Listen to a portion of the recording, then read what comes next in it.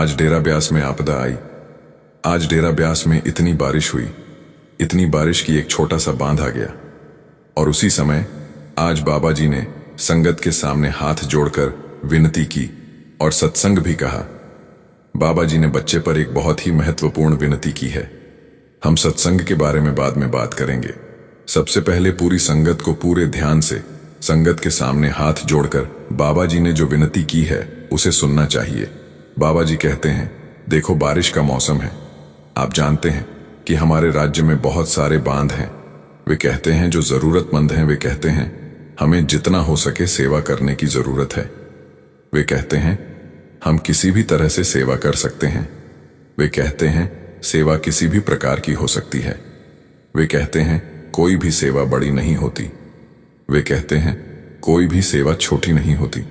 बाबा जी कहते हैं, भाई अगर उसका घर नष्ट हो गया तो तुम्हारा घर भी नष्ट हो जाएगा, तो इसका मतलब है कि हमें भी नुकसान होगा।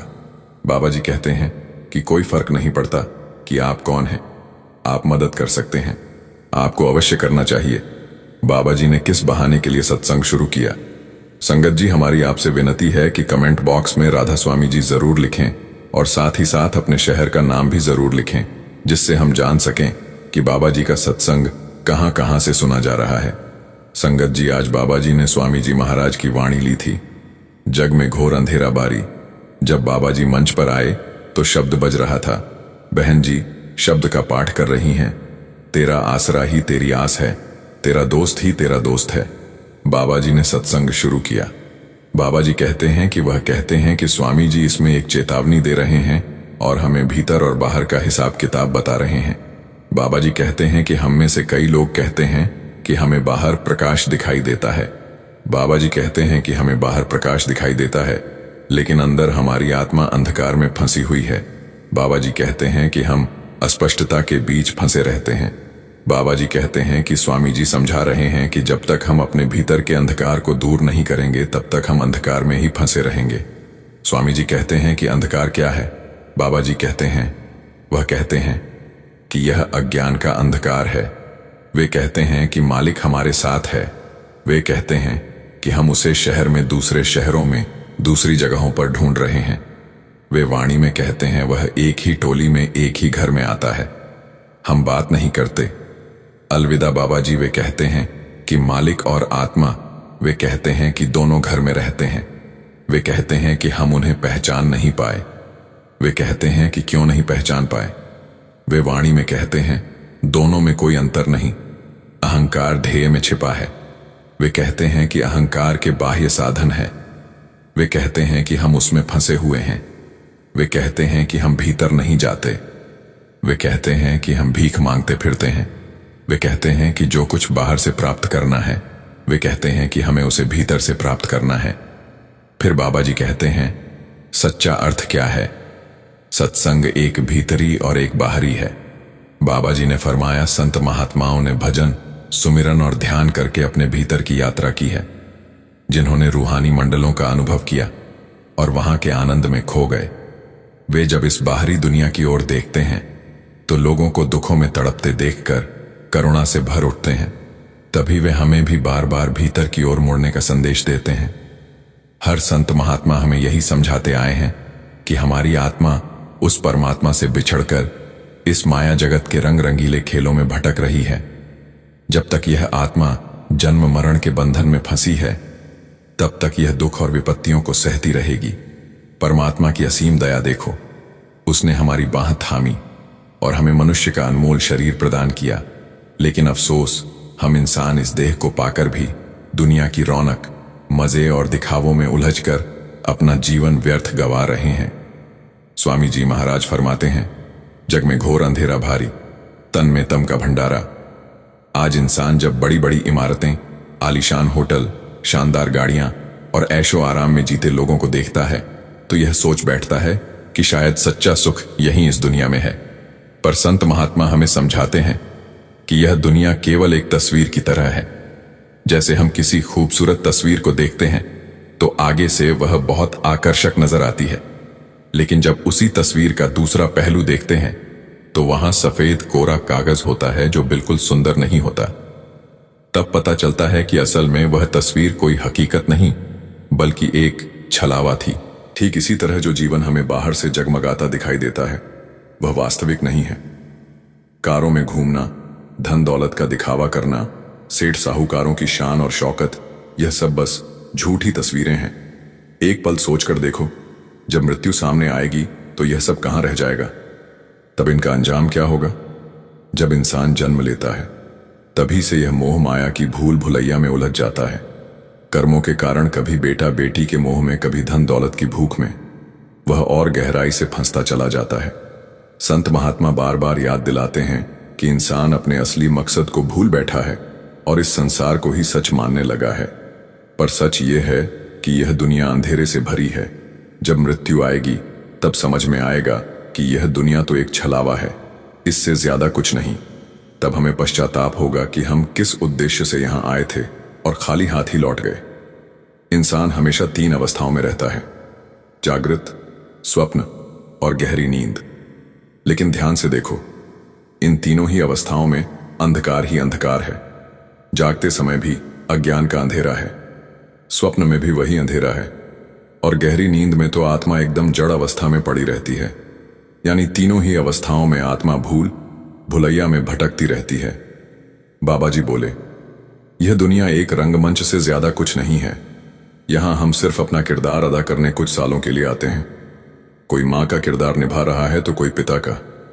जैसे ही उस परम सत्ता का इशारा होता है तो हमें इस मंच को छोड़कर जाना पड़ता है। तब यहां हम ना तो किसी के बाप रह जाते हैं, ना किसी की मां।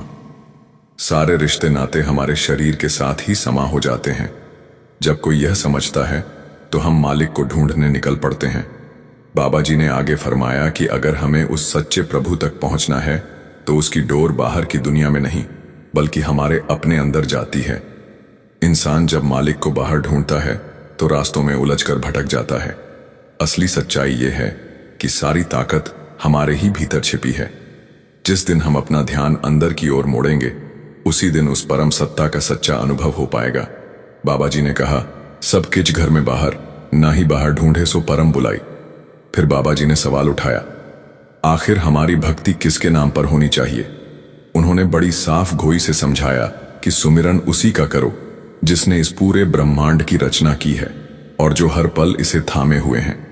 चाहे इंसान किसी भी धर्म से जुड़ा हो, किसी भी मजहब को माने, धरती के किसी भी कोने में जा पहुंचे, कहीं भी यह बात नहीं लिखी कि मालिक 2 हैं। रास्ते अलग अलग जरूर हो सकते हैं, पर हर युग में हर संत, हर पैगंबर, हर महापुरुष ने उसी एक परम सत्ता की भक्ति की ओर इशारा किया है।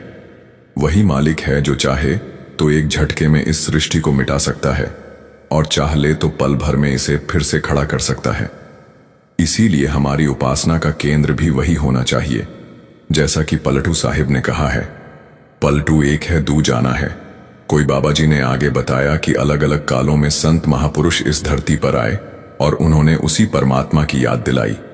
कभी उसे राम कहा गया, कभी अल्लाह, पर नाम बदलने से उस परम सत्ता की हकीकत नहीं बदलती। यह नाम तो बस हमारी समझ को आसान बनाने के लिए रखे गए, ताकि जब हम उनका जाप करें तो हमारा ध्यान भीतर जाकर उस अन्न देखे मालिक से जुड़ सके। इसे समझाने के लिए बाबा जी ने एक मिसाल दी। जब घर में बच्चा जन्म लेता है तो उसे पहचान देने के लिए, उसकी हस्ती कायम करने के लिए एक नाम रखा जाता है। अब जब भी बच्चे को उस नाम को पुकारा जाएगा तो जहन में उसी बच्चे की छवि उभर आएगी। पर नाम तो सिर्फ पहचान का साधन है, उसकी असलियत का आधार नहीं। माँ भी अपने बच्चे को अलग अलग नामों से बुलाती है, कभी लाल, कभी सोना, कभी प्यारा। लेकिन माँ का स्नेह बच्चे से है, शब्दों से नहीं। बच्चे का नाम तो सिर्फ आवाज का सहारा है, प्रेम की गहराई उसका कारण नहीं। बाबा जी ने समझाया कि हमें भक्ति उस परम सत्ता की करनी है जो न किसी नाम से बंधी है, न किसी रंग रूप या आकार से। वह निराकार है, अनामी है, शब्दों के दायरे से परे है। असली भक्ति उसी की करनी है। 10वीं पाशाही ने भी हजारों नामों को लिखने के बाद अंत में यही कहा, वह अनामी है, यानी ऐसा जो किसी भी नाम में सीमित नहीं किया जा सकता। बाबा जी ने आगे हुजूर महाराज जी को याद करते हुए कहा, हुजूर जी ने पूरे 40 साल संगत को समझाने की कोशिश की, मगर दुख की बात है कि हम आज भी उस असली मर्म को पकड़ नहीं पाए।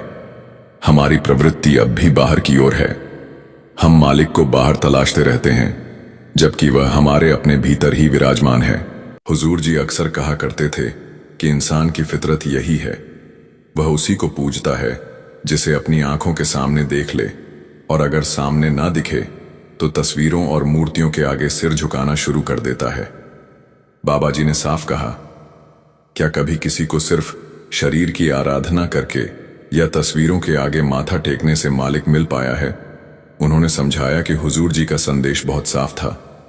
गुरु की खोज उसके शरीर या वस्त्रों में नहीं करनी, बल्कि उसकी शिक्षा में करनी है। असली मार्ग तो वचनों और संदेश में छिपा है, न कि बाहरी रूप रंग में। जब हम शरीर या कपड़ों के पीछे भागते हैं तो वास्तव में हम अपने मन को झूठा सहारा देते हैं। सच्ची साधना और सच्ची भक्ति तो तभी होगी जब हम शिक्षा को थागे और बाहरी दिखावे में उलझना छोड़ देंगे। फिर बाबा जी ने सवाल किया, असल गुरु कौन है? बाबा जी बोले, गुरु कोई देह नहीं है। गुरु तो शब्द है, लेकिन क्योंकि हम सब अभी शरीर की सीमा में बंधे हुए हैं, इसलिए हमें समझाने के लिए गुरु को भी शरीर धारण कराना पड़ता है। शरीर ही शरीर को समझा सकता है, इसलिए शुरुआत तो हमेशा देह से होती है, मगर असल पहचान गुरु के शब्द से है। बाबा जी ने कहा, शब्द गुरु, सूरत धुन छेला शब्द गुरु है, और हमारी चेतना यानी हमारी आत्मा उस शब्द की शिष्य है। बाबा जी बोले, जब कोई गुरुमुख हमें विधि प्रदान करता है और हम उस रीति के अनुसार अपने ध्यान को भीतर मोड़कर आंखों के बीच टिकाते हैं, तब हमारी सूरत धीरे धीरे उस शब्द को पहचानने लगती है, और जैसे ही आत्मा उस शब्द से जुड़ जाती है, वही शब्द स्वरूप गुरु हमारी आत्मा को उठाकर सीधे परमात्मा से मिला देता है। बाबा जी ने चेताया कि यह रास्ता केवल सुनने सुनाने से पूरा नहीं होता। यह तभी फल देता है जब हम नियमित रूप से भजन सुमिरन करें, गुरु की बताई साधना पर अमल करें और अपनी सूरत को जागृत करने का प्रयास करें। जैसे जैसे आत्मा भीतर जाकर शब्द को पहचानती है, वैसे वैसे वह शब्द की सच्ची शिष्या बन जाती है और शब्द रूपी गुरु का अनुभव करने लगती है। इस बात को समझाने के लिए बाबा जी ने एक उदाहरण दिया। अगर कोई बच्चा हमेशा पहली कक्षा में ही अटका रहे तो वह उम्र भर ABC तक ही सीमित रह जाएगा, लेकिन कभी ज्ञान की गहराइयों तक नहीं पहुंच पाएगा। उसी तरह अगर इंसान आध्यात्मिक राह पर आगे नहीं बढ़ता तो उसका सफर अधूरा रह जाता है। इसीलिए जरूरी है कि हम ठहरे नहीं बल्कि आगे बढ़े, किसी सच्चे गुरुमुख की संगत करें और उनसे वह युक्ति हासिल करें जिसके सहारे हम अपने भीतर बैठे उस मालिक का साक्षात्कार कर सकें। बाबा जी ने आगे समझाया कि आजकल लोग ये मान बैठे हैं कि अगर किसी बाबे के डेरे में जाकर या किसी तीर्थ पर माथा टेकाए, वहां नाक रगड़ लें तो मालिक सब पाप माफ कर देगा। लेकिन हकीकत यह है कि इन कर्मकांडों से कुछ भी हासिल नहीं होता। रूहानियत की राह पर बढ़ना है तो उसका असली साधन केवल भजन सुमिरन है। इसके अलावा और कोई तरीका काम नहीं आता। बाबा जी ने साफ कहा, अगर हम यह सोच रहे हैं कि बिना भजन सुमिरन किए ही हमारे कर्म मिट जाएंगे तो यह हमारी सबसे बड़ी गलती है। एक जन्म क्या, इंसान 100 जन्म भी ले ले तब भी वह अपने कर्मों का पूरा हिसाब कभी नहीं चुका सकता। उन्होंने समझाया कि इस बंधन से निकलने का एक ही उपाय है। शब्द वही शक्ति है जो कर्मों की रेखा को काट सकती है। संतों ने कहा है, शब्द कर्म की रेख कटाए, शब्द शब्द से जाए मिलाए। मतलब जब हमारी आत्मा शब्द से जुड़ जाती है तभी कर्मों का जाल टूट सकता है। इसके अलावा कोई दूसरा रास्ता है ही नहीं। बाबा जी ने बाइबल का उदाहरण देते हुए यह भी कहा, वहां भी यही लिखा है कि नाम की कमाई करने वाले बनो। वही नाम की कमाई इंसान को सच्ची शांति और मुक्ति तक पहुंचा सकती है। बाबा जी ने आगे मन की दशा पर रोशनी डालते हुए कहा, सोचो जरा आज हमारा मन किस हालत में है। अपनी असली पहचान को भुलाकर उसने इस भूल को ही सच मान लिया है। दरअसल मन का स्वभाव तो प्रकाशमय है, वह स्वयं ज्योति स्वरूप है। इसीलिए संतों ने कहा है, हे मन, तू ज्योत स्वरूप है। अपना मूल पहचान बाबा जी ने समझाया कि मन की असली प्रकृति निर्मल और उज्जवल है, लेकिन जन्मों जन्मों के कर्मों की परतों ने इसे ढक लिया है। इन परतों के कारण मन ने अपनी मूल पवित्रता खो दी। जिस मन को मालिक का आसन बनना था, उसी को हमने मैल और गंदगी से भर दिया। उदाहरण देते हुए बाबा जी बोले, जब हम किसी कुर्सी पर बैठने लगते हैं तो पहले उसे अच्छी तरह झाड़ पचकर साफ करते हैं, लेकिन जिस मन में मालिक को बैठाना है उसकी सफाई करने की हमें परवाह तक नहीं। बाबा जी ने फिर बर्तन की मिसाल दी। अगर कोई हमें कह दे कि हमारा बर्तन गंदा है तो हम उसे बार बार रगड़ते हैं जब तक कि उसकी चमक लौट ना आए। ठीक उसी तरह मन पर चढ़ी जन्मों की गंदगी भी बार बार रगड़ने से ही हटेगी। लेकिन यह सफाई नदियों या सरोवरों में स्नान करने से नहीं होगी। असली सफाई तब शुरू होती है जब हम अपने आप को शब्द से जोड़ते हैं। धीरे धीरे शब्द की शक्ति से मन पर जमी सारी परतें उतरने लगती हैं और अंततः मन फिर से अपनी मूल पावन स्थिति में लौट आता है। इसके बाद बाबा जी ने लल्लारी का उदाहरण दिया। उन्होंने कहा, जब कपड़े पर जिद्दी दाग लग जाता है और धोबी उसे कितना भी रगड़े वह नहीं निकलता, तो हम उसे लल्लारी के पास ले जाते हैं। लल्लारी उस कपड़े पर गाढ़ा रंग चढ़ा देता है जिससे दाग पूरी तरह ढक जाता है। उसी तरह जब तक मन पर मालिक के प्रेम का गाढ़ा रंग नहीं चढ़ेगा तब तक वह मैला ही रहेगा। और यह रंग चढ़ाने का एक ही उपाय है, खुद को शब्द से जोड़ना। बाबा जी ने कहा, घोड़े रंग विच रंग देजी मैलिया ने सादियां रूह, यानी जब तक रूह पर मालिक के प्रेम का रंग गाढ़ा नहीं होगा तब तक उसकी मलिनता दूर नहीं होगी। बाबा जी ने साफ किया, पानी से नहाने से केवल शरीर की गंदगी धुलती है, पर मन की गंदगी केवल भजन सुमिरन से साफ होती है। असली स्नान भीतर का है और वह तभी होता है जब मन शब्द के साथ जुड़ जाता है। बाबा जी ने आगे मंदिर के असली अर्थ पर रोशनी डाली। उन्होंने कहा, सोचो मंदिर है क्या? पुराने जमाने में जब परिवार बड़े बड़े होते थे तो लोग अपने घरों में भक्ति के लिए एक अलग कमरा रखते थे। उस कमरे में वे एकांत में बैठकर मालिक का ध्यान करते थे। धीरे धीरे वही कमरा मंदिर कहलाने लगा। लेकिन समय बीतने के साथ इंसान ने यह मान लिया कि बाहर बने मंदिरों और तीर्थों में जाकर माथा टेकना ही सच्ची भक्ति है। बाबा जी ने स्पष्ट किया, असल में मालिक तो हमारे भीतर ही है। उसकी पहचान के लिए हमें अंदर की ओर जाना होगा, लेकिन हमारी नजर हमेशा बाहर की ओर लगी रहती है। उन्होंने कहा, बाइबल में भी लिखा है, we are the temple of God, यानी हमारा शरीर ही सच्चा मंदिर है, क्योंकि इसी के भीतर वह परमात्मा वास करता है। बाबा जी ने बुल्ले शाह का हवाला देते हुए कहा, लखजे करे इबादत कदे न बने, नमाजी जेगर प्यार न हौसी पल्ले रब न हौसी राजी। बाबा जी समझाया कि मालिक न तो हमारे माथा टेकने से खुश होता है, न ही नाक रगड़ने से। अगर सचमुच उसकी प्रसन्नता पाना चाहते हो तो अपनी चेतना को समेटकर तीसरे दिल पर टिकाओ और भीतर उतरकर उसकी पहचान करो। मगर अज्ञानता ने हमें इतना अंधा कर दिया है कि हम भीतर देखने की काबिलियत ही खो बैठे हैं। आत्मा भीतर है, परमात्मा भीतर है, फिर भी हम बाहर बाहर भटक रहे हैं और ठोकरें खाते फिरते हैं। बाबा जी ने कहा, एक संगत एको गृहवस्थे मिल बात ना करते भाई, यानी आत्मा और परमात्मा दोनों ही एक ही घर के भीतर रहते हैं, लेकिन हम मालिक को भीतर पहचानने के बजाय बाहर ढूंढते हैं। बाबा जी ने एक उदाहरण से बात और स्पष्ट की। अगर किसी का सामान घर के भीतर ही कहीं गुम हो जाए और वह उसे बाहर ढूंढने लगे तो क्या वह वस्तु उसे कभी मिल सकती है? ठीक उसी तरह जब मालिक हमारे भीतर है तो उसे बाहर तलाशने से हम उसे कभी नहीं पा सकते। बाबा जी ने अरदास के विषय को गहराई से समझाते हुए कहा, अक्सर जब इंसान मालिक के दर पर पहुंचता है तो उसका पहला काम मांगना होता है। मुंह खुलते ही इच्छाओं की पोटली सामने रख दी जाती है। लेकिन जरा सोचो, जिसने हमें जन्म से लेकर अब तक असीम कृपाएं दी हैं, क्या हम उन नेमतों की कदर करना जानते हैं? असली जरूरत तो उनका शुक्रिया अदा करने की है, ना कि लगातार और मांगते रहने की। बाबा जी ने संगत से प्रश्न किया, क्या मालिक ने हमें इस धरती पर भिखारी बनाकर भेजा है? हमारी प्रार्थनाएं आज इतनी सीमित हो चुकी हैं कि बस मांग तक सिमट कर रह गई हैं। हम ये भूल जाते हैं कि जो परम सत्ता सब कुछ देने की सामर्थ्य रखती है, उसे यह भी बखूबी पता है कि हमें कब, क्या और कितना चाहिए। आजकल लोग धार्मिक स्थलों पर जाकर नाक रगड़ते हैं, माथे टेकते हैं और सोचते हैं कि यही मालिक को प्रसन्न कर देगा। असलियत यह है कि हमारी सोच और समझ इतनी संकीर्ण हो चुकी है कि हम आध्यात्मिकता का मर्म ही भूल बैठे हैं।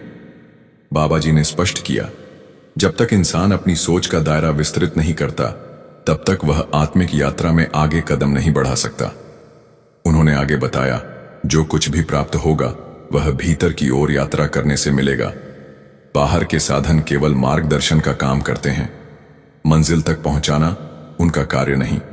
मालिक कभी बाहर से किसी को मिला था और ना आगे कभी मिलेगा।